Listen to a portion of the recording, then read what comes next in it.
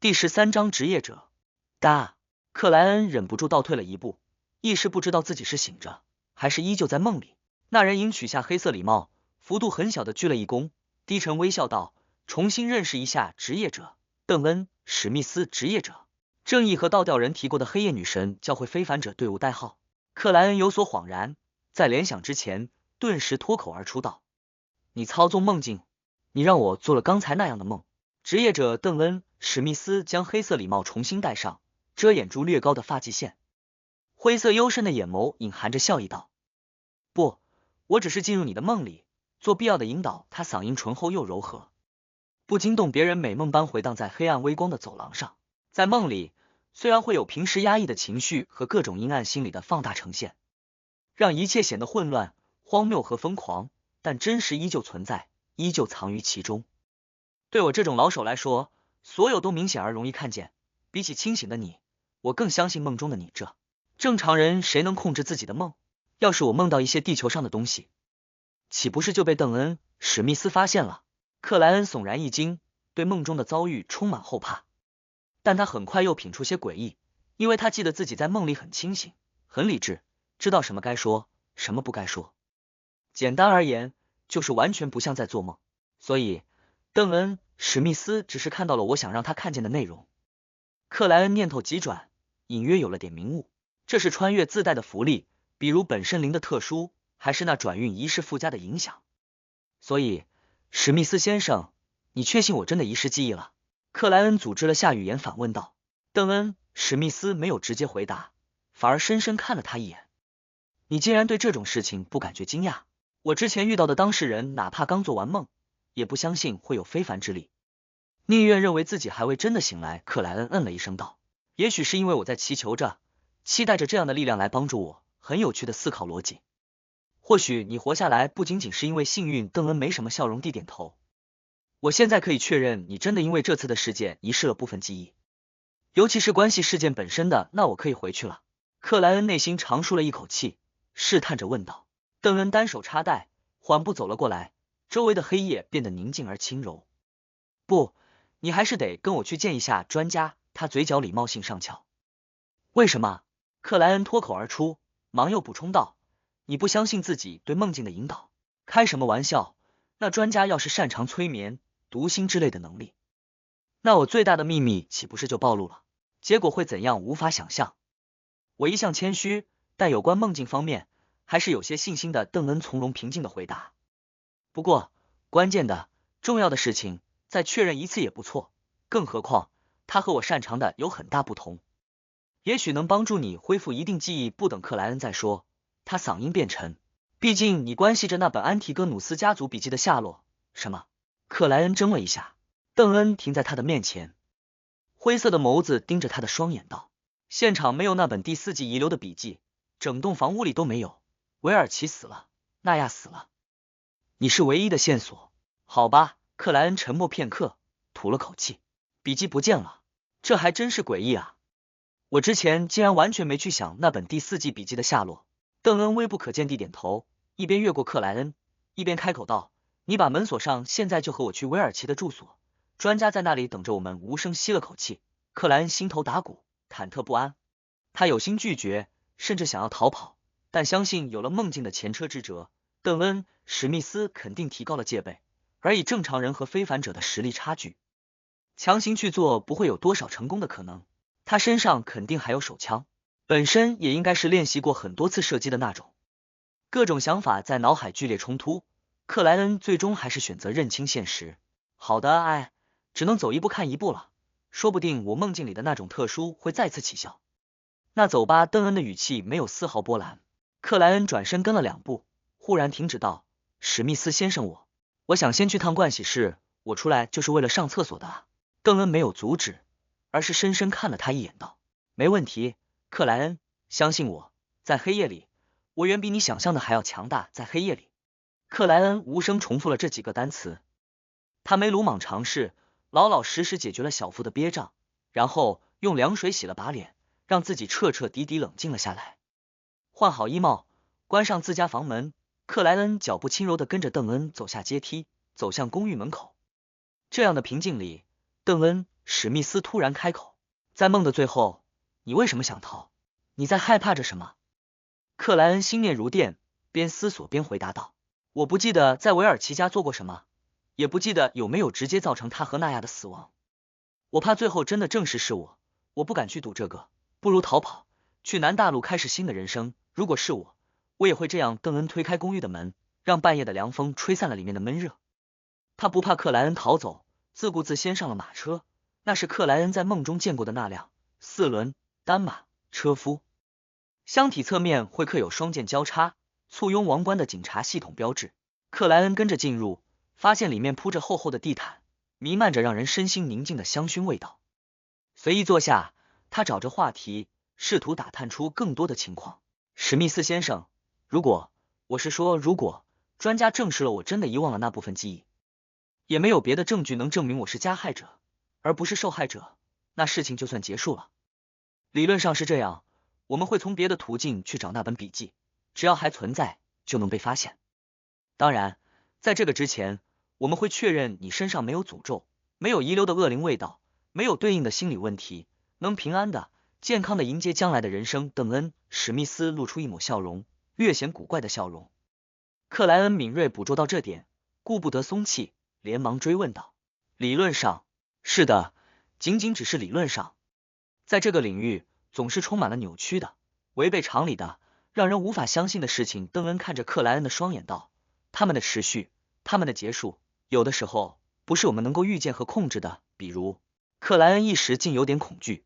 几乎无人的街道上，马车飞快行驶，邓恩拿出烟斗嗅了下味道。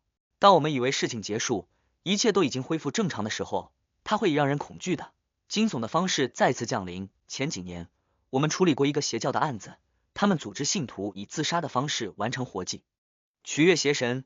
其中一位信徒被选中后，求生的本能战胜了愚蠢，战胜了异性，战胜了迷幻药，偷偷跑到警察局报案，事情被转交给我们处理，一个很小的任务。因为那个邪教没有非凡者，所祭祀的神灵更是他们头目随便想出来的。为了敛财，为了享受，泯灭了人性。我们只用了2名队员，再加上警察的配合，就顺利解决了这个邪教，没有一个漏网。而那位报案者，我们也确认他没有恶灵遗留的味道，没有诅咒的缠绕，更加没有心理障碍，没有人格问题，没有其他奇怪的痕迹。之后，他的职业有了不错的发展，娶了很好的妻子，生了1男1女，一切的阴影看起来都远离了他，往昔的恐怖和血腥似乎也完全消散了。说到这里，邓恩·史密斯笑了笑道，但就在今年3月份，财务状况良好，夫妻感情深厚，孩子聪明可爱的他死了，自己把自己掐死在了办公室里。马车车窗外的绯红月光照入，披洒在邓恩·史密斯身上。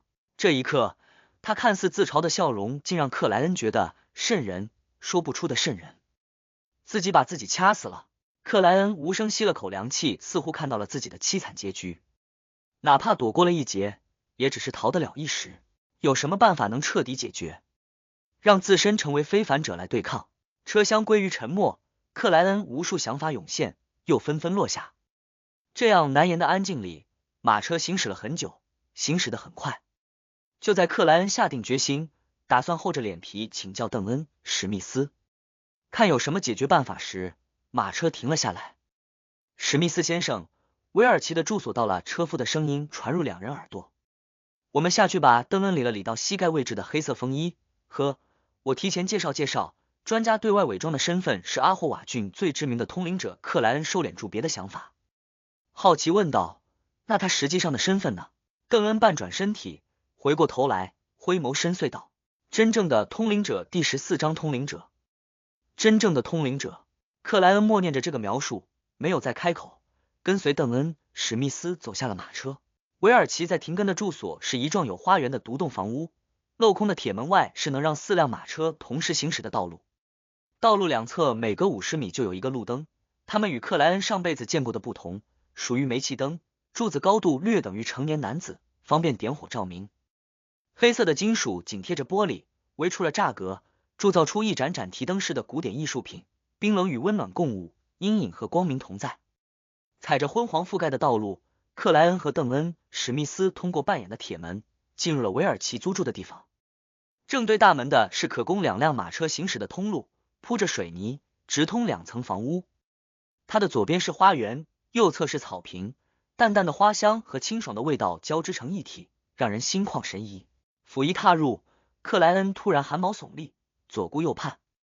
他感觉在花园里，在草坪阴影中，在房屋顶层，在秋千背后，在一个个昏暗的角落，有一双双眼睛在注视着自己。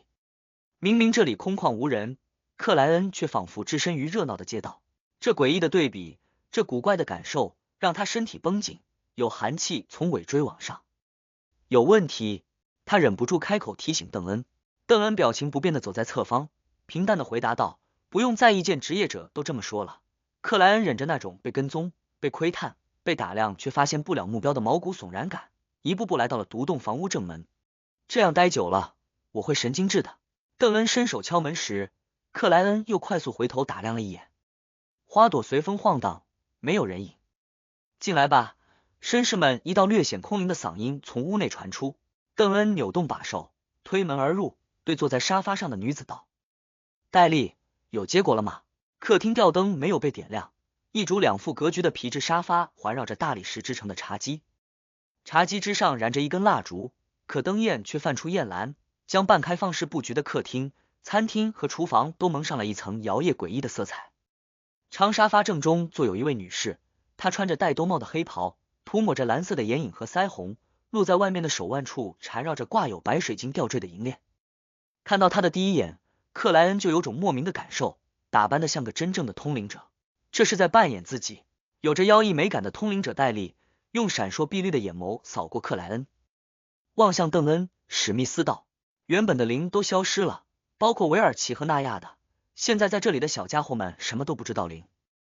通灵者，刚才那些看不到的打量者就是灵，竟然有那么多的灵。”克莱恩取下帽子放于胸前，微微鞠躬道：“晚上好，于是邓恩。”史密斯则叹了口气道：“还真是棘手啊。戴利，这是克莱恩·莫雷蒂，你试试能从他这里发现点什么。”通灵者戴利的视线顿时转到了克莱恩身上，他指着复位的单人沙发道：“请坐。”谢谢。克莱恩点了点头，几步过去，老实坐下。一颗心不自觉提了起来，是生是死，是顺利度过，还是秘密暴露，就看接下来的发展了。而最让自己无力的是，本身缺乏可以依仗的东西，只能寄希望于特殊，这真是非常不好的感受。克莱恩苦涩想到。随着邓恩坐到他对面的双人沙发上，通灵者戴利从腰间的暗袋里取出了2个拇指大小的玻璃瓶，他碧绿的眼眸微笑看着克莱恩道：“我需要一点辅助，毕竟你不是敌人，不能那么直接的、粗暴的对待，那会让你不太舒服，感觉疼痛，甚至会留下严重的后遗症。我会给你一些香味，给你足够的温柔和润滑，让你一点点放开自己，真正沉浸入那种感受。”这话怎么听着不太对？克莱恩一阵啧舌，某有惊讶。对面的邓恩笑了笑道：“不要奇怪，和风暴之主教会的那帮家伙不同，在我们这里，女士也是可以口头调戏男性的。关于这点，你应该能够理解。你母亲是女神虔诚的信徒，你和你哥哥也读过教会的周日学校，我明白，只是没想到会这么。”克莱恩比着手势，没找到合适的形容词，差点脱口而出老司机的对应翻译。邓恩嘴角上翘道：“放心，戴利其实很少这么做，他只是想通过这种方式让你平静和放松下来。他喜欢尸体更胜过男人。你说的我像是个变态。”通灵者戴利微笑插嘴道。他打开其中一个小瓶子，往艳蓝色的竹叶里撒了几滴夜香草、生棉花、洋甘菊混合蒸馏和萃取出来的纯露。我叫它安曼达，赫密斯语里宁静的意思，很好闻的。说话间，烛火摇晃了几下，那几滴纯露飞快蒸发，弥漫于房间。一股清幽迷人的香味钻入了克莱恩的鼻子，他的情绪不再紧绷，他的心灵迅速平和，仿佛在夜深人静时俯视着黑暗。这瓶叫做灵之眼，用龙纹树和白杨树的树皮、叶子日晒7天，煎煮3次，浸泡于朗奇酒制成。当然，中间会有几句皱纹的配合。琥珀色的液体伴随着通灵者戴利的描述，滴在了艳蓝的烛火上。克莱恩闻到了酒香，空灵飘忽的酒香。他看见烛火摇晃的厉害，看见戴利蓝色的眼影和腮红闪烁着诡异的光泽，甚至出现了重影。他是通灵的好帮手，也是足够迷人的花精。随着戴笠的娓娓述说，克莱恩只觉他的声音从四面八方传来，迷惑望向四周，克莱恩发现所有事物都在摇晃，都在模糊，像是笼罩了一层又一层的浓雾，连带着自己的身体都跟着摇晃，跟着模糊，跟着发飘，跟着失去了重量。红的更红，蓝的更蓝，黑的更黑，色彩混杂，如同印象派油画，迷离而梦幻。而周围细碎重叠的呢喃一阵阵传来，像是有数不清的无形之人在议论。这和我之前做转运仪式时的感觉类似啊，但没有那种让人疯狂、让人想要爆炸的味道。克莱恩看着这一切，疑惑想到。就在这时，他的视线被一双晶莹如同绿宝石的眼眸吸引了。穿黑袍的戴笠坐在模糊的沙发上，目光诡异的集中于克莱恩的头顶，嗓音温柔的笑道：“正式认识一下，我通灵者戴笠，我还是能冷静理智的思考啊，就像转运仪式和聚会时一样。”克莱心念一动，故意表现出浑浑噩噩的状态。你好，人的思维非常广阔，藏着很多隐秘。看那片大海，我们自己能够了解的只有露出于海面的岛屿，但实际上在海面之下，岛屿还有更大的部分，但实际上除了岛屿，还有整片的大海，还有象征着灵界的无边无际天空。你是身体的灵，你不仅知道露出于海面的岛屿，还知道岛屿藏在海下的部分，知道整片大海。凡存在必留下痕迹，岛屿表层的记忆能够被抹去，但海面之下的部分和整片大海肯定有着它残存的对应投射。戴笠一遍又一遍诱导着，周围模糊的风雨影也变换着类似的形状，就像克莱恩的心灵大海完全展露在了这里，等待着他自己去寻找和发现。克莱恩平静看着，时不时翻腾大海，最终语气飘渺的回答：“没有，我记不起来了，我忘记了。”他恰到好处的展现出痛苦。戴笠又试着诱导了一次，但清醒的克莱恩没受影响。好了，到这里结束，回去吧，回去吧，回去吧。空灵的嗓音徘徊中，戴笠消失了，风和影开始平息，清幽的味道和淡淡的酒香重新明显，所有的颜色恢复了正常，模糊迷乱的感觉不再呈现。克莱恩身体颤动了一下，找回了重量。他睁开不知什么时候闭上的眼睛，发现面前还是那根灯火艳蓝的蜡烛，还是舒服靠坐的邓恩、史密斯，还是穿着戴兜帽黑袍的通灵者戴笠。你怎么用了心理炼金会那帮邪恶疯子的理论？邓恩微皱眉头，看向戴笠。戴笠边将2个小瓶子收起，边平静回答：“我觉得挺正确的，至少符合我所看见、所接触的一些事情。”不等邓恩再次开口，他摊了下手道：“是个棘手的家伙，什么痕迹也没有留下。”听到这句话，旁边的克莱恩长长松了口气，故作懵懂的问道：“事情结束了？刚才发生了什么？我感觉自己睡了一觉，这就算过关了吧？还好有转运仪式的演习。”就这么认为吧？邓恩打断了他的话语，看着通灵者戴笠道：“检查过威尔奇和纳亚的尸体吗？尸体能告诉我们的比你想象的更多，可惜威尔奇和纳亚确实是自杀的，只能说影响他们的力量让人畏惧，一点痕迹也没有留下。”戴笠站起身，将手伸向那根蜡烛：“我要休息了。”艳蓝光芒消失，房屋内瞬间被迷离的绯红涌入。恭喜你，你可以回家了，但必须记住，不能把这件事情告诉家人和朋友，必须保证。邓恩领着克莱恩一路走向大门。克莱恩诧异反问：“不用检查诅咒或者恶灵的痕迹吗？”戴笠没说，就是没有。邓恩简短回答。克莱恩放下心来，想到之前的担忧，忙又问道：“我该怎么确认后面没有麻烦了？”不用太担心。邓恩动了下嘴角道：“根据统计，类似情况下，80%的活着的当事人都没遭遇可怕的后续。”这个数据是我凭印象说的，大概差不多。那还有20%的倒霉蛋。克莱恩可不敢拼脸。那你可以考虑加入我们，做文职人员，这样一来，有什么先兆，我们能及时发现。邓恩边靠近马车，边随口说道：“或者直接成为非凡者，毕竟我们不是你的保姆，不能整夜的看守着你，连你和女人干什么都看着我，可以吗？”克莱恩顺着这句话就问道。当然，他几乎没抱什么希望，毕竟怎么可能这么轻松就加入职业者队伍，获得非凡之力，那可是非凡之力。邓恩顿住脚步，侧头看了他一眼。也不是不可以，看情况。这个转折惊到了克莱恩，他在马车旁边愣了片刻才道：“真的？开什么玩笑？这么轻松就能成为非凡者？邓恩轻笑了一声，灰色眼眸被马车阴影所遮掩。不相信？其实，成为职业者，你会失去很多，比如自由，就算先不提这个，还有别的问题。第一，你不是立功的神职人员或者虔诚信徒，没法挑挑拣拣，没法选最安全的途径。第二嘛，邓恩抓住扶手登上马车道，我们待法者、机械之星以及其他类似的审判机关，每年处理的事件里，有1/4是非凡者的失控1/4。非凡者失控，克莱恩一下怔住。这个时候，邓恩半转身体，回眸幽深，嘴角不带笑意的动了动道。而这1/4里面，有很大一部分是我们的队友第15章邀请。为什么？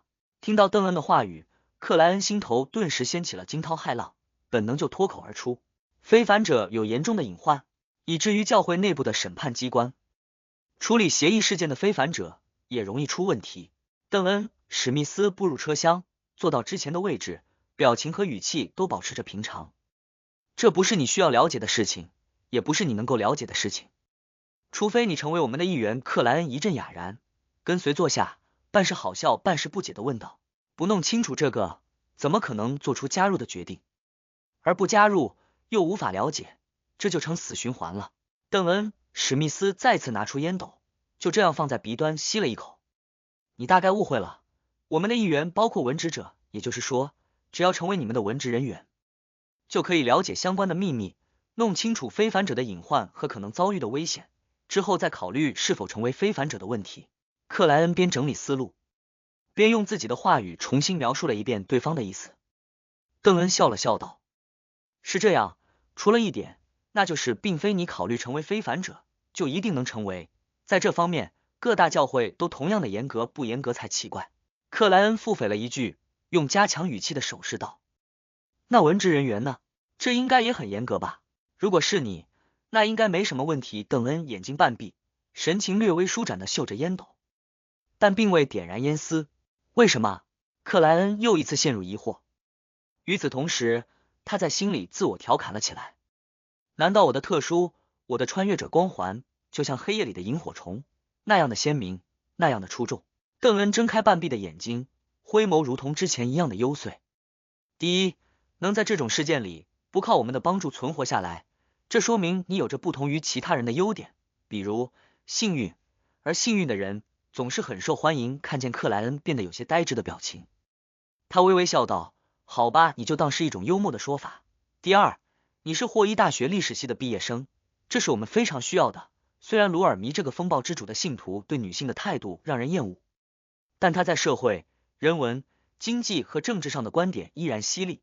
他说过，人才是保持竞争优势和良好发展的关键因素，这一点我很认同。发现克莱恩微微皱眉，他随口解释道：你应该能够想象得出，我们会经常接触第4纪乃至更早的文献和物品，不少邪教和诸多异端都试图从这些东西那里获得力量，有的时候他们本身也会导致诡异可怕的事情。除了特殊领域的非凡者，我们大多并不擅长学习，或者说已经过了那个年龄。讲到这里，邓恩·史密斯指了指自己的脑袋，嘴角微勾，如在自嘲般道：那些枯燥的、乏味的知识总是让人想要睡觉，哪怕不眠者也无法抗拒。在以往，我们会找历史学家、考古学家合作，但这会有隐秘外泄的风险，也可能给教授、副教授先生们带去不好的遭遇。所以，有位专业人士加入，成为我们的一员，是件难以拒绝的好事。克莱恩轻轻点头，接受了邓恩的说法，并思维发散的问道：那你们之前怎么不直接发展一位？邓恩自顾自的继续说道：这就是第三，也是最后最重要的一点。你已经接触到类似的事件，邀请你不存在违反保密条款的问题，而另外发展别人。如果失败，我会承担隐秘泄露的责任。我们的队员，我们的文职者，绝大部分都来自于教会内部。安静听完，克莱恩好奇道：你们为什么要这么严格保密？很多事情公布出去，流传出去，让更多的人知道，不是可以避免相同的错误再次发生吗？最大的恐惧来自未知，我们可以让未知变成已知。不，人类的愚蠢超乎你的想象，这反而会导致更多的模仿，更大的混乱和更严重的事件。邓恩·史密斯摇头回答。克莱恩嗯了一声，有所了然道：人类从历史中学到的唯一教训就是，人类无法从历史中学到任何教训。总是重复同样的悲剧，罗塞尔皇帝的这句名言确实充满哲理，邓恩表示赞同。罗塞尔大帝说的，穿越者前辈真是360度无死角的，不给后来者留装逼机会啊！克莱恩一时间竟不知该怎么接话。邓恩转头望了眼马车外面，路灯的昏黄交织成了文明的光辉。在各大教会的审判机关内部，都有一句类似的话语，这或许才是严格保密，禁止普通人知道的主要原因是什么？克莱恩精神一振，有种窥探隐秘的快感。邓恩回过脑袋，脸部肌肉微不可见的拉扯了一下。相信和恐惧带来麻烦，更多的相信和恐惧带来更大的麻烦。直到一切毁灭，说完这句话，他叹了口气道：而除了祈求神灵的庇佑和帮助，人类无法解决真正的大麻烦。相信和恐惧带来麻烦，更多的相信和恐惧带来更大的麻烦。克莱恩默念着这句话，不是太能够理解，然后因不是太理解的未知感觉恐惧，仿佛外面路灯的阴影里，没有光照的黑暗中，藏着一双双充满恶意的眼睛和一张张打开的嘴巴。马蹄皎洁，车轮滚动，铁十字街遥遥在望。邓恩打破了突如其来的沉默，正式邀请道：你要加入我们成为文职人员吗？克莱恩念头涌现，短暂无法决断，想了想道：我可以考虑一下吗？事关重大，不能仓促鲁莽的进行选择。没问题，周日之前给我答复就行了。邓恩点了下头。当然，记住保密，不能将韦尔奇相关的事件告诉别人，包括你的哥哥和妹妹。一旦违反，不仅会给他们带来麻烦，还可能导致你上特殊法庭。好，克莱恩郑重回答。车厢内又归于无言。眼见铁十字街将近，快要到家，克莱恩忽然想到一个问题，犹豫了几秒，还是开口问道：史密斯先生，你们的文职人员薪水和待遇怎么样？这是一个严肃的问题。邓恩愣了一下，旋即微笑道：不用担心这个问题，我们的经费由教会和警察部门共同保障。刚进入的文职人员周薪是2磅10苏勒，另外还有10苏勒的保密和风险补贴，总的也就是3磅，不比正式的大学讲师差多少。之后，随着你资历的提升和相应的功劳获得，薪税会逐步增长。对于文职人员，我们一般是5年契约，5年后如果你不愿意做了，可以正常离职，只是必须再补签一份终生保密条款，不得到我们的批准不能离开停更。搬迁去别的城市也需要第一时间找当地职业者登记。对了，没有周日，只能轮休，必须保持随时有3位文职人员在工作。如果你想去南部，去迪西海湾做一个度假，那就需要和同事协调好。邓恩刚说完，马车停了下来，克莱恩一家居住的公寓出现在侧方。我明白了。克莱恩转身走下马车，停在了旁边。对了，史密斯先生，如果我考虑好了，该去哪里找您？邓恩低沉一笑道：去贝西克街的猎犬酒馆，找他们的老板莱特，告诉你要请佣兵小队做任务啊。克莱恩听得一头雾水。我们的地址也是保密的，在你答应之前，不可能直接告诉你。好了，克莱恩，莫雷蒂先生，祝你今晚依旧有个好梦。邓恩含笑致意。克莱恩脱帽行礼，目送马车从慢到快的离去。他拿出怀表，啪嗒按开，看到才凌晨4点出头，街上凉风送爽，四下路灯昏黄。克莱恩深深吸了口气，感受着周围的夜深人静。白天最喧闹最吵杂的街区，半夜竟也是如此冷清，如此安静。这与韦尔奇住所内无言的注视和通灵的迷幻截然不同。直到这个时候，他才发现自己亚麻衬衣的背部不知什么时候全是汗水，冰凉湿腻。第16章狗拿耗子。呼，总算过了通灵者那一关。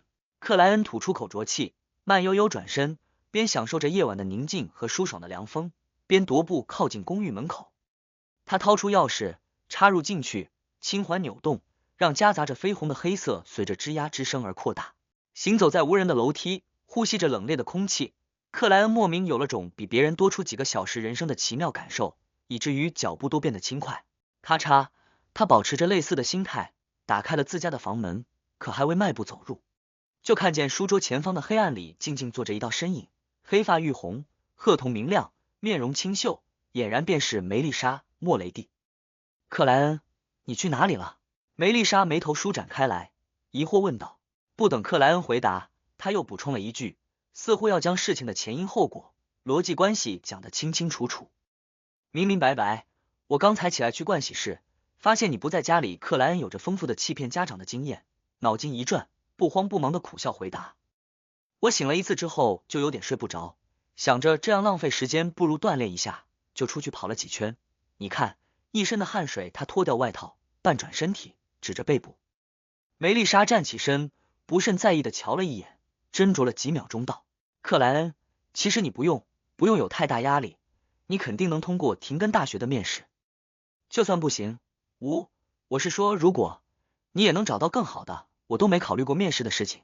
克莱恩点头道：我明白他没说自己已经拿到了一个 offer， 因为还没考虑清楚要不要去。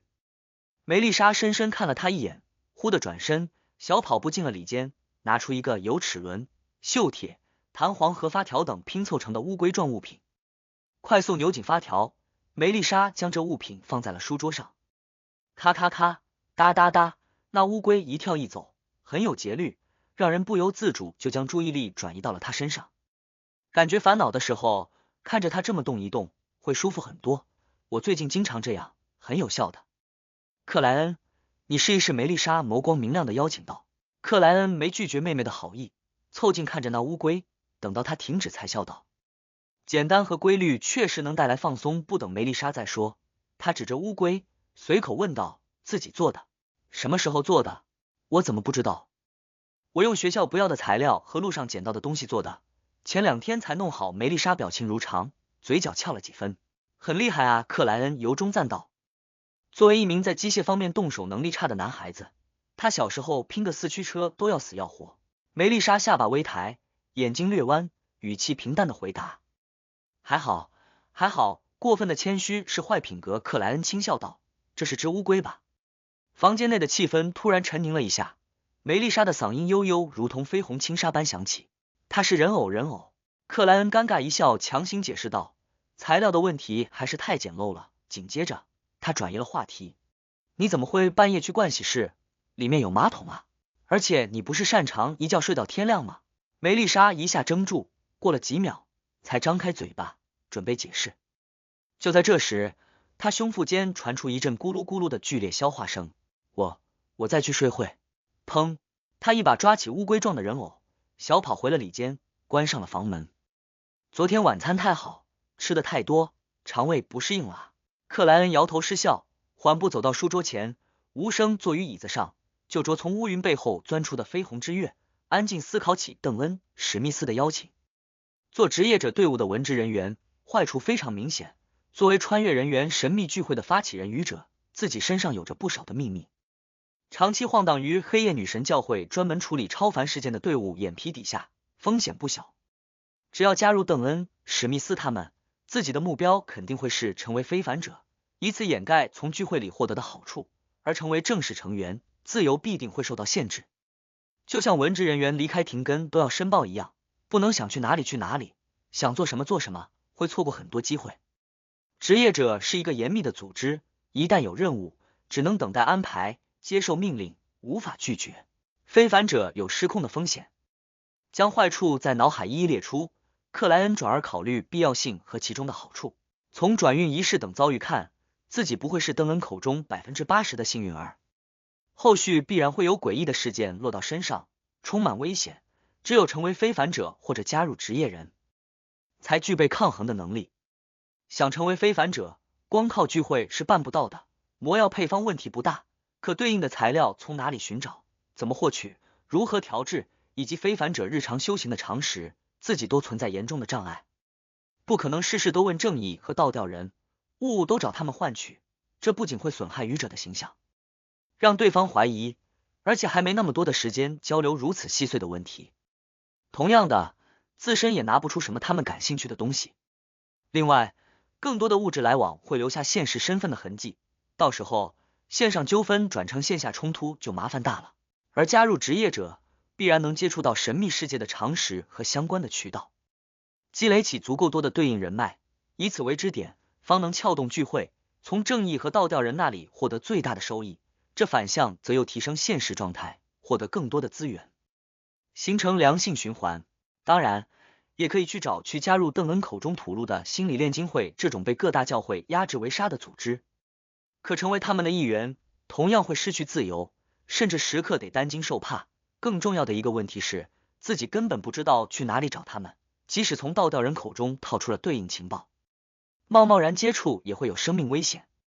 成为文职人员，还有缓冲和退出的机会。小隐隐于野，中隐隐于市，大隐隐于朝。职业者身份或许是更好的保护色。等到将来成为仲裁庭的高层，谁能想到自己是个异端，是隐秘组织的幕后黑手？晨曦照耀，飞鸿隐去，望着天边的金黄，克莱恩下定了决心，今天就去找邓恩·史密斯，成为职业者的文职人员。你没睡？这时梅丽莎重又起床，推门出来，诧异看到哥哥在没有形象的伸懒腰。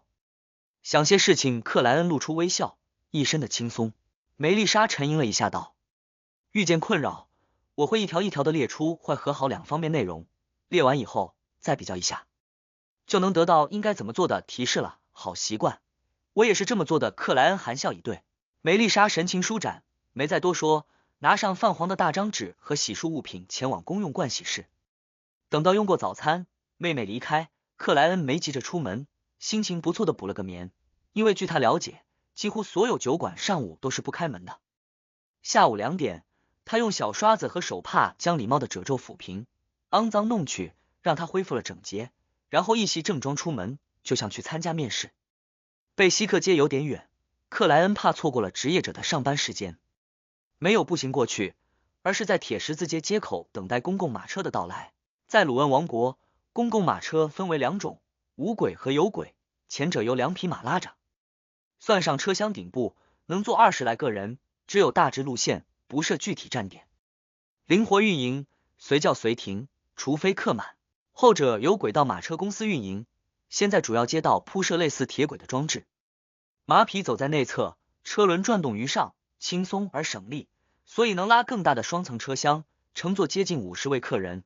唯一的问题是路线固定，站点固定，很多地方去不了，较为呆板。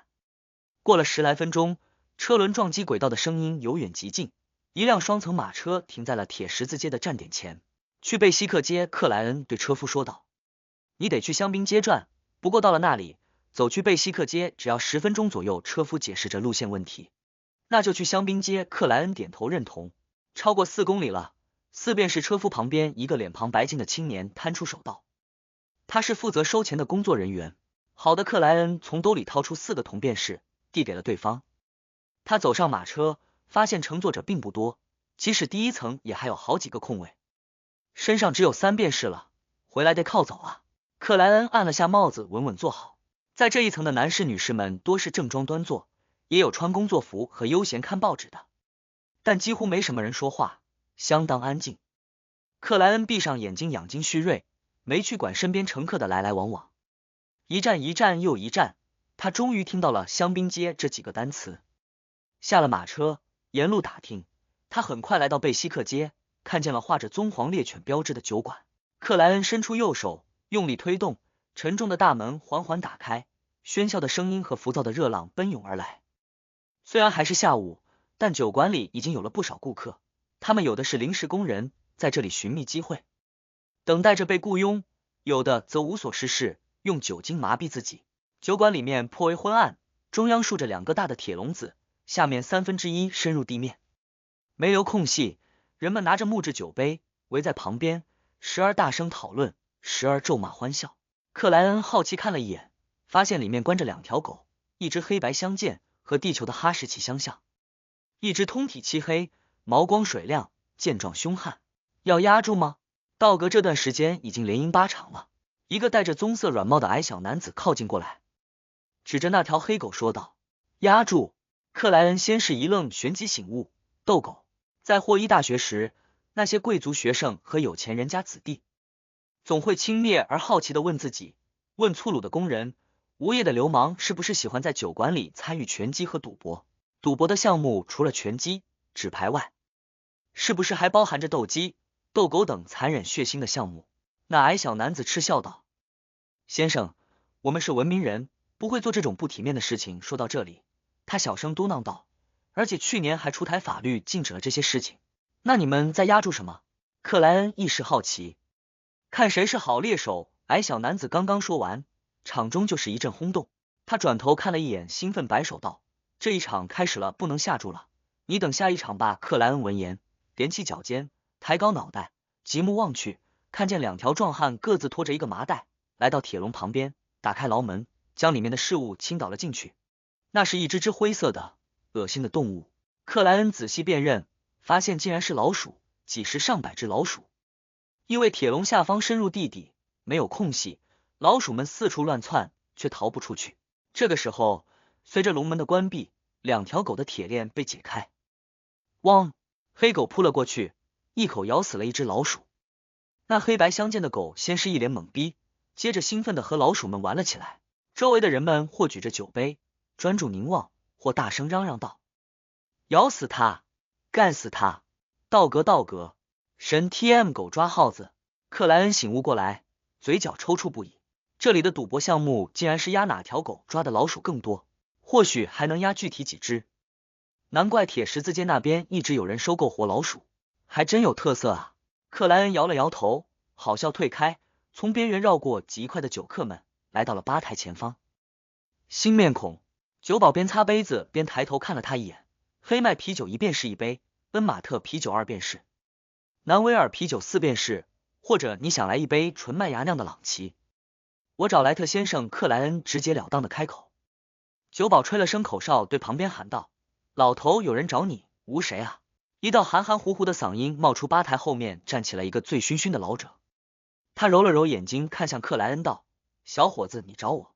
莱特先生，我想雇个佣兵小队做任务。克莱恩按照邓恩的吩咐回答道：佣兵小队？你活在冒险故事里吗？早就没这东西了。酒保插嘴笑道。莱特沉默了几秒钟道：谁告诉你来这里找的？邓恩，史密斯。克莱恩如实回答。莱特顿时呵呵发笑。我明白了，其实佣兵小队还存在的，只是换了个形式，换了个更贴近现在社会的名字。你去佐特兰街36号2楼可以找到一个。谢谢您。克莱恩诚恳道谢，转身挤出了酒吧。他临出门前，围在一块的酒客们突然安静了下来，只剩一阵喃喃低语。道格竟然输了。输了。克莱恩好笑摇头，快步离开，问路到了附近的佐特兰街30、32、34。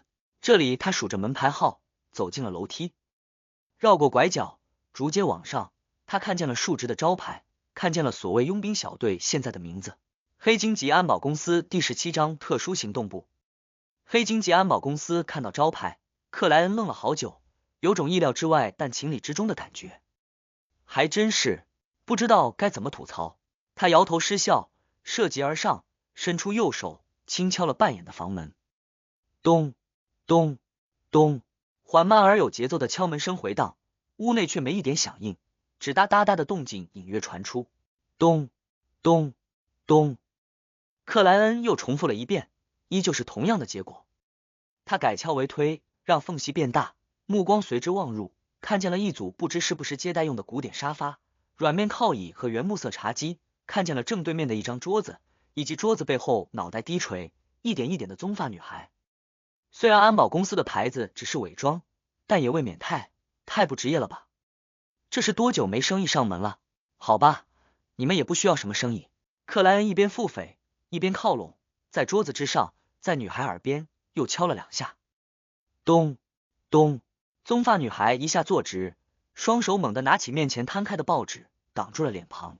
廷根市老实人报，好名字。克莱恩默念着报纸，朝向自己那面的抬头。直通康斯顿城的蒸汽列车飞翔号今日开通。真是的，什么时候才能直达迪西海湾？我可不想再坐船去，太难受了，非常难受。你是谁？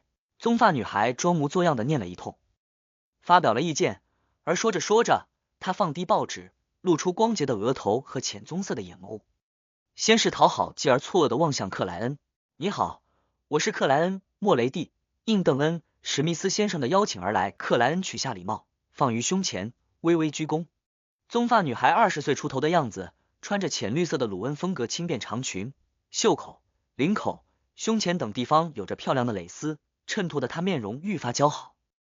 队长，好的，你在这里等一等，我去问下他。女孩慌忙起身，从旁边的房门进入了里间，也不说倒杯水什么的，服务意识堪忧啊。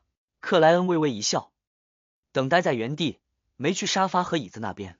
过了2、3分钟，棕发女孩推门出来，笑容甜美的说道：莫雷蒂先生，麻烦你跟着我，队长今天值守查尼斯门，不能离开。好的，克莱恩和煦迈步，心里则犯了嘀咕。查尼斯门，那是什么？通过隔断，映入他眼睛的首先是一条不长的走廊，左右也就各3间办公室的样子。这些办公室有的紧锁，有的敞开，能看见里面的人正用沉重的机械打字机哒哒哒敲个不停。一眼晃过，克莱恩竟然发现了位熟人，那天来搜查自己家的年轻警官，黑发碧眼，有诗人浪漫气质的那位。他没穿正装，白色的衬衣也未扎进裤子，一副放浪不羁的模样。或许他真是位诗人。克莱恩颔首致意，对方回以微笑。棕发女孩拧动镜头左侧办公室的把手，将门推开，指着里面笑道：还得下几层楼梯，这间办公室没摆放任何物品，只有灰白的石质阶梯延伸往下。阶梯两侧的墙壁点着造型典雅的煤气灯，稳定的光芒驱散了黑暗，带来了平和。棕发女孩走在前方，盯着脚边，走得小心翼翼。虽然经常会走这里，但我还是害怕，总担心摔倒，咕噜咕噜滚下去。你不知道，伦纳德就干过这种蠢事。他在成为不眠者的第一天，在没完全掌握本身力量的第一天，就试图以冲刺的速度跑下去。然后他就变成了车轮，哈哈，想到就好笑。就是刚才和你打招呼的那个家伙。这都是3年前的事情了。说起来，我加入职业者都5年了。那时候我才17岁。女孩边看路边自来熟的说着，忽然她隐蔽的拍了下额头道：忘记自我介绍了，我叫罗珊，父亲是职业者正式队员，5年前牺牲在了一次意外里，以后我们应该就是同事了。应该用同事这个词吧，还不能算队友，毕竟我们都不是非凡者，希望能有这个荣幸，但最终还得看史密斯先生怎么说。克莱恩打量着封闭的四周，只觉2人开始进入地底石壁渗透出冰冷的湿意，驱散了夏日的炎热。放心，能让你直接来这里，说明队长同意了。我一直都有点怕队长，虽然他很和蔼，很照顾人，给我父亲的感觉，但不知为什么，就是害怕。罗珊说话的嗓音就像含了一块糖。克莱恩幽默回应道：害怕父亲不是正常的吗？有道理。罗珊在拐角处伸手扶了下墙壁，说话间2人走完了盘旋往下的阶梯，来到石板铺成的平地。这是一条长长的过道，两侧墙壁上同样镶嵌着金属栅格围出的煤气灯，光芒挥洒于下，将克莱恩和罗珊的影子拖得老长。克莱恩敏锐注意到，墙上每隔一段距离就有一枚黑暗圣辉，那是黑夜女神的象征，深黑为底，璀璨点缀，簇拥着刚好一半的绯红之月。这些圣辉似乎没什么特殊，但行走于他们之间，克莱恩的心境却逐渐凝和。罗珊也闭上了嘴巴，不再像刚才那样闲谈聊天。不多久，一个十字路口出现于前方，棕发女孩简短介绍道：往左通向圣塞琳娜教堂，往右是武器、材料和文献库，直行是查尼斯门圣塞琳娜教堂。佐特兰街难道就在红月亮街的背面？克莱恩听得呆了呆。红月亮街圣塞琳娜教堂是黑夜女神教会的廷根市总部，是本地虔诚信徒们都向往的神圣之地，与郊外的蒸汽与机械之神教会圣树教堂同样位于廷根北区的风暴之主教会和与海教堂共同支撑起了廷根市及附属镇村的宗教界。自觉以现在的身份不适合多问，克莱恩只是默默听着，没有出声。穿过十字路口，直行往前，不到1分钟，一扇会刻有7枚圣辉的黑铁对开大门就出现于了2人眼前。他立在那里，直观的给人沉重、冰冷和俯视的感觉，就像守卫于黑暗里的巨人。查尼斯门，罗珊提了一句，指着旁边的房间道：队长在里面，你自己进去吧。好的，麻烦你了。克莱恩礼貌回道。罗珊所指的房间就在查尼斯门前面一点，窗户敞开，有灯光照出。克莱恩吸了口气，沉稳屈指。咚咚咚，进来吧，邓恩。史密斯低沉和煦的嗓音传出。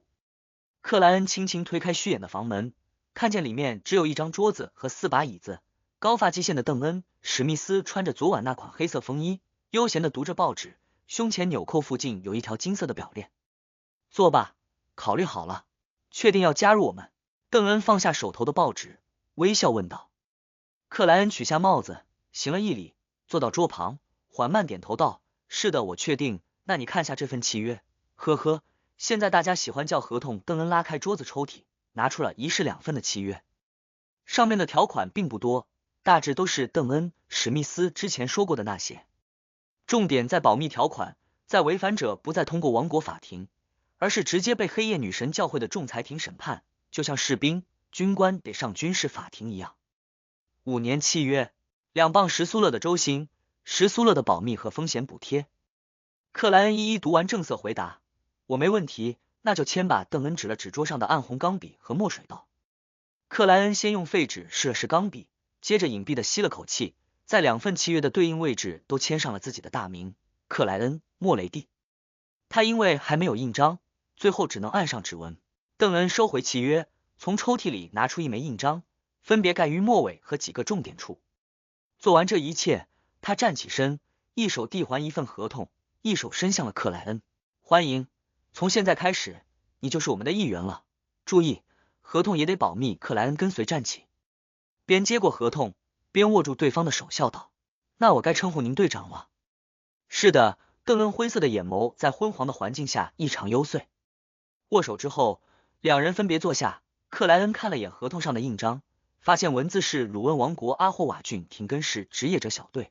“我真没想到你们会用黑经济安保公司来遮掩。”他随口笑道。“其实我们还有另外的招牌。”邓恩从抽屉里拿出了一张纸，上面盖有市政府和警察部门双重印章，内容则是2行单词：鲁恩王国阿霍瓦郡警察厅特殊行动部第7小组，前4组是承担安保的正常警察，比如要员保护组、重要场所保护组等，而从第5组开始，就针对郡内各个市的超自然事件了。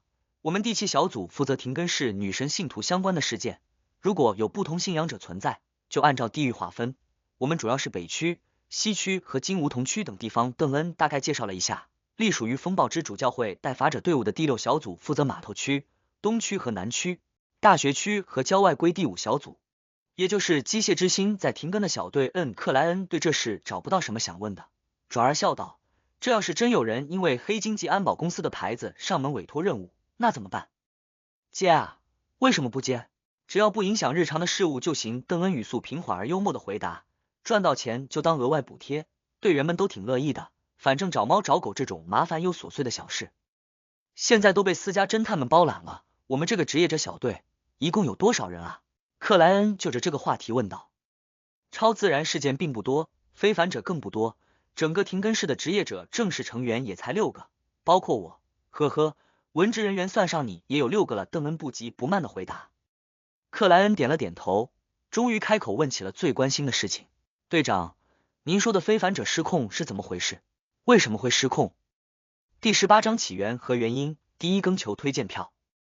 听到克莱恩的问题，邓恩望了眼窗外通往查尼斯门的走廊，拿出自己的烟斗，塞入烟丝和薄荷叶，然后放到鼻端，深深嗅了一口，嗓音略有飘忽的感慨道：“只有在家里，我才能肆无忌惮的享受烟草和薄荷叶混杂的美妙味道。”“克莱恩，你知道创世神话吧？”“当然，我在教会周日学校接受启蒙时，就是靠夜之启示录认识单词，其中智慧书和圣者书信2章都提到了创世神话。”克莱恩边回想原主成为了碎片的记忆，边放缓了语速道：“造物主从混沌中醒来，打破了幽暗，制造了第一缕光，自己则彻底融入宇宙，化身为万物。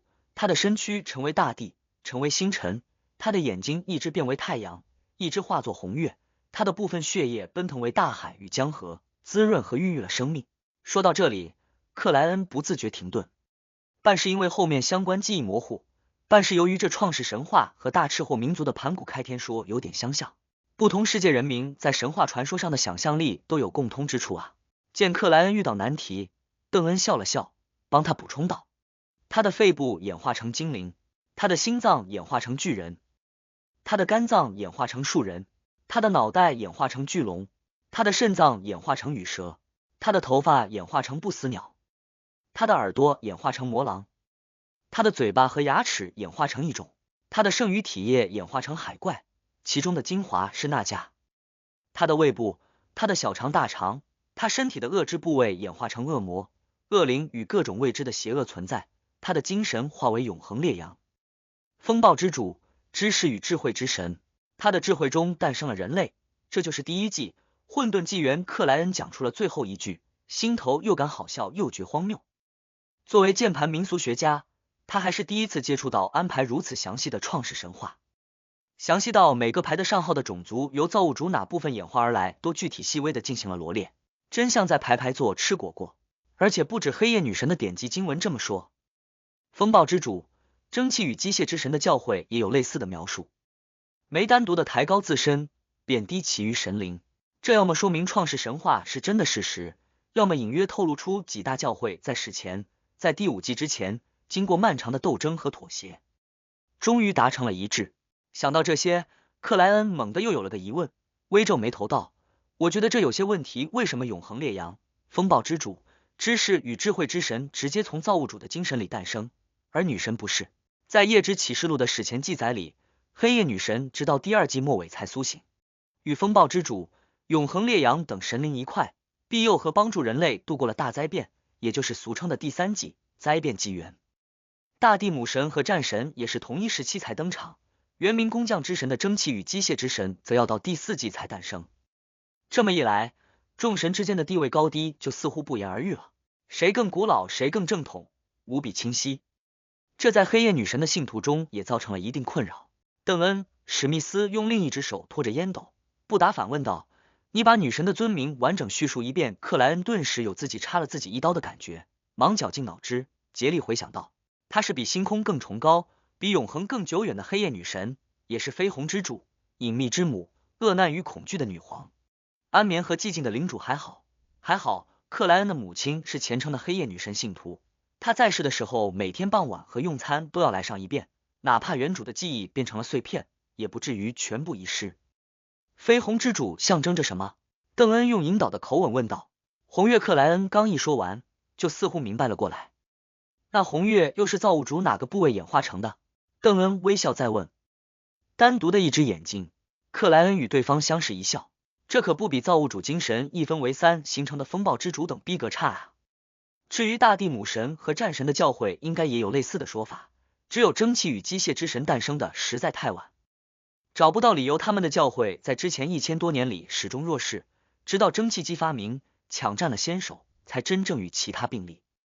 邓恩摩挲着烟斗道：人类从造物主的智慧里诞生，所以拥有聪明而非凡的脑袋，缺乏别的神奇能力。但是从创世神话里，我们可以得到一个浅显而明确的结论，那就是万物同源而生，同源而生。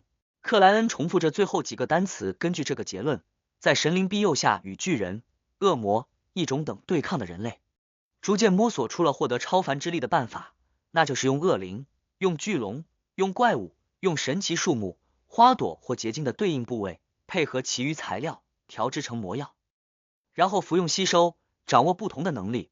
这是所有神秘学派系共同的常识。邓恩没做太多的描述，只简略的介绍到，在这个过程中，我们的先祖们依靠惨痛的教训发现，如果直接服用高品阶、超常规的魔药，很容易得到悲剧的下场。结果只有3种可能，哪3种？克莱恩好奇追问。第一，精神死亡，身体崩溃，每一块血肉都变成可怕的怪物。